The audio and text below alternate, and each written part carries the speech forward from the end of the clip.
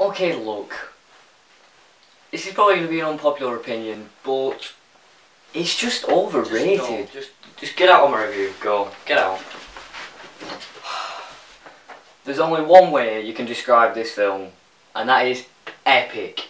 First off, thanks Phil, and thank everybody else who was involved in just choosing this film, because if you hadn't, my mind would not have been blown. Which is actually a good thing. I've watched the Lord of the Rings trilogy before, but that was about 6-7 years ago, before I knew, well, anything. So now I've actually come back to it with a general appreciation of filmmaking and just how good this actually is. It's just the perfect film in my mind.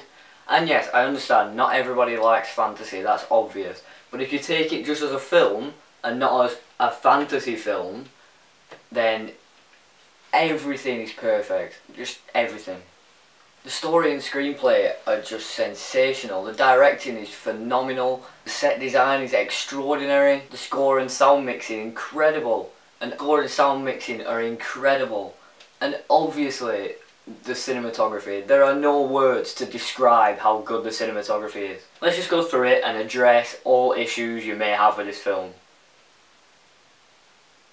Exactly. There are none.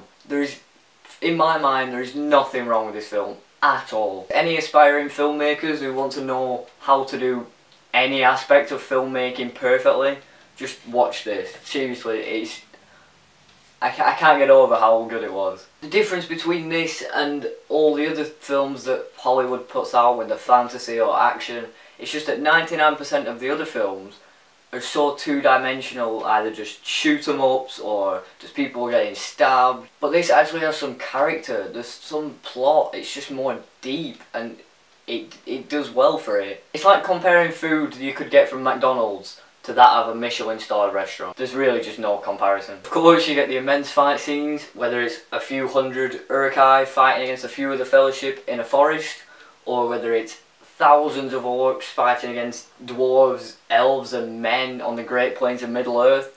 They're just spectacular to watch. There's something about these scenes that manages to replicate a small-scale fight where you keep rooting for the good guys the whole time, while also showing the immense scale and just the general awesomeness. I've never seen fight scenes done better before. One of the best scenes in the film for me is the Battle of Amon Hen. I'll leave a link in the description if you haven't seen it, but it's just holy spaceballs, it's so good. Somehow Peter Jackson managed to replicate the amazing cinematography that you get in the rest of the film, but in this tight-knit and then wide-scale fight scene through a forest. There's one shot in particular that is just mind-blowing, where it tracks the whole of the army through this forest, and it's just beautiful to look at. If you can create a battle scene half as good as that, you've got something amazing. But it's not only the battle scenes that are incredible, every scene in the film is amazing in its own right. Whether it's the gorgeous sets, or some incredible dialogue, or some mesmerising special effects. And that's the one thing for me that makes this film incredible.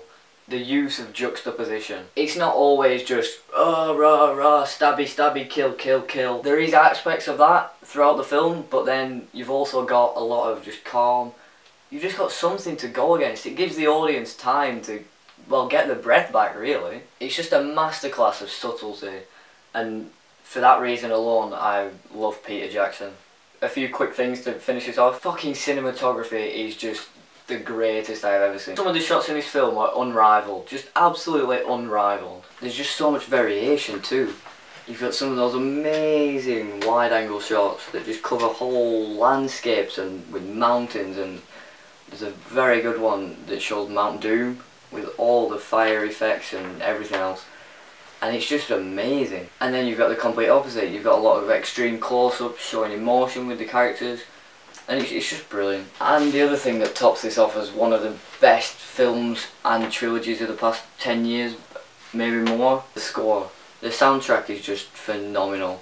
And without the soundtrack, the film would just feel meaningless to me. One of the only other examples of the score having so much of an effect on the film is probably Inception.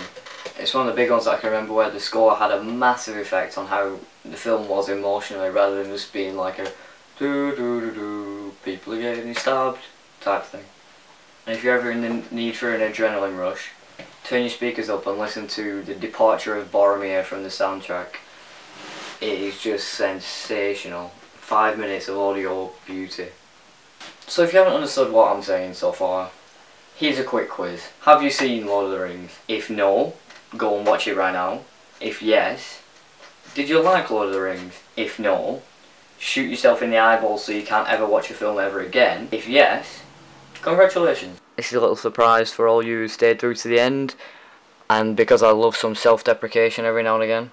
This is me dressed as Drogo Baggins, who appears in the book and is, I think, a second cousin of Frodo, who just stays at home to look after Frodo's cat.